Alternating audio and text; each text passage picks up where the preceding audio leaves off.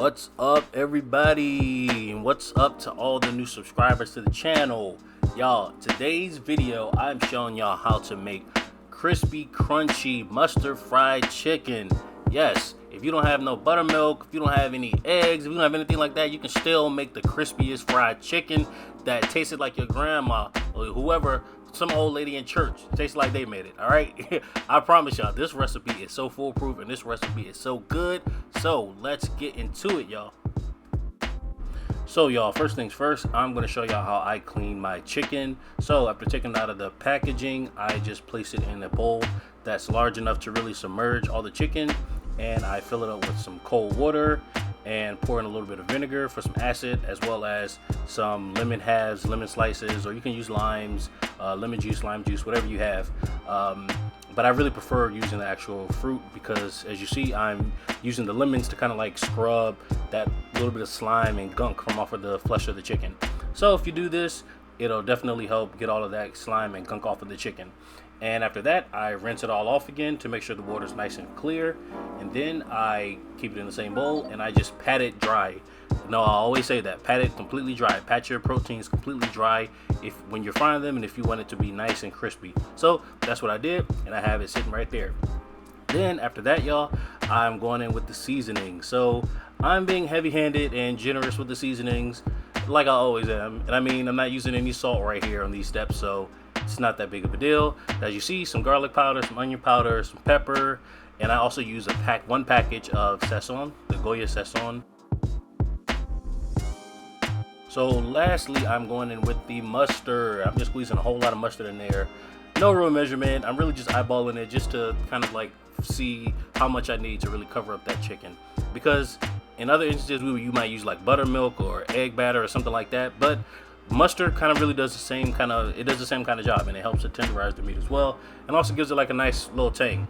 So y'all, for the batter or the breading mixture, I'm going in with some flour, and then I'm just seasoning the flour mixture with basically all of the same seasonings, literally all of the same seasonings as from the chicken, but I'm also adding a little bit of salt in here as well. Again, like I always say, check the description box. It'll have all the measurements and all that kind of stuff. I got you. So y'all, after that, I'm just shaking everything up, mixing everything together to make sure I got it all combined, and then I'll be back.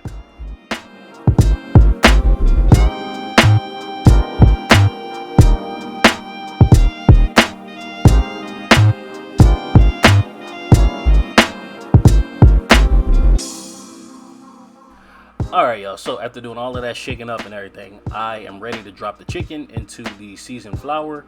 And you don't want to overcrowd the container with the flour with too much of that chicken, because the things start to get a little clumpy and the flour won't really adhere to the chicken like you really want it to. So, you know, about 5 or 6, that's enough. Then again, like I always do, just shake it up a little bit more, shake it up, and get everything nice and combined. You want the flour to really get in all those little nooks and crannies in the chicken and all those little pockets.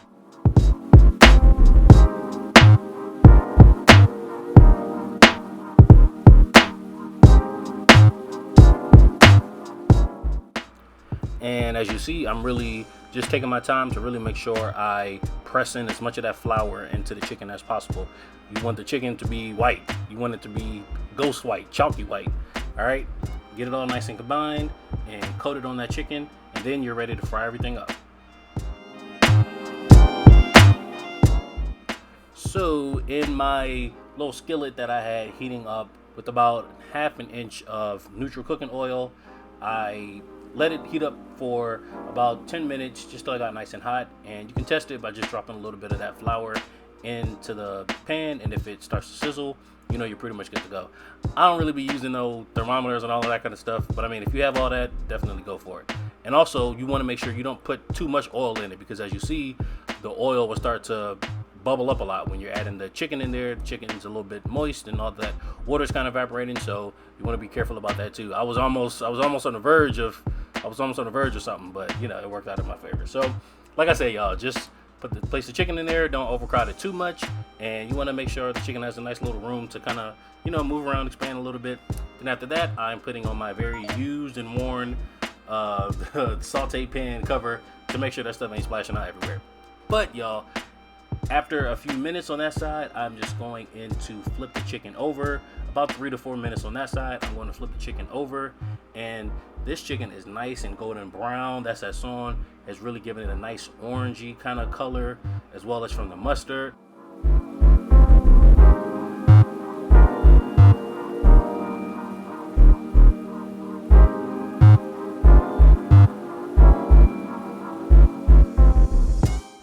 So yeah, y'all, after letting it cook a little bit more, the chicken is pretty much ready to come out. So I'm taking out some of the pieces of the chicken that are ready to come out. Some of them need a little bit longer to cook. You can kind of just gauge it based on the color, honestly. If it looks like it's, medium brown, nice and golden, golden brown and nice and crispy, it's pretty much ready to come out. But if it still looks a little chalky and a little, if you see any of the flour still on there, then let it cook a little bit more.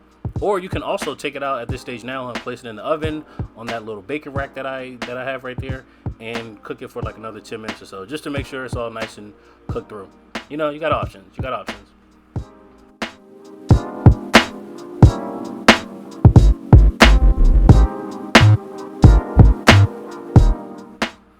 So y'all, we are almost finished with the chicken. Well, I guess we pretty much are finished with the chicken. I'm just showing y'all, look at how good that chicken looks, and look at the coloring we have on there. Y'all, I'm telling y'all, this recipe is A1. This recipe will not disappoint you. If you want that old-fashioned type of like fried chicken type of like taste that, it tastes like you ate it in somebody's hole in the wall kind of church, then this recipe is definitely for you. Look at this chicken. Look at the finished product. You want to place it on a nice cooling rack like this because it'll help the chicken to stay nice and crispy and nice and crunchy, especially if you're not eating it right away. But y'all, that is really all I have for y'all today. If you enjoyed the video, if you enjoyed the recipe, definitely let me know in the comments. You can also thumbs up the video, you can share the video, and you could even subscribe to my channel. And on this channel, I am uploading 2 videos every single week, and they're easy, accessible recipes with a little bit of soul. And y'all, I'm having a great time doing this, so consider joining the family if you like what you see. Alright y'all, that is all I had for y'all today, and I will see you in the next upload. Later.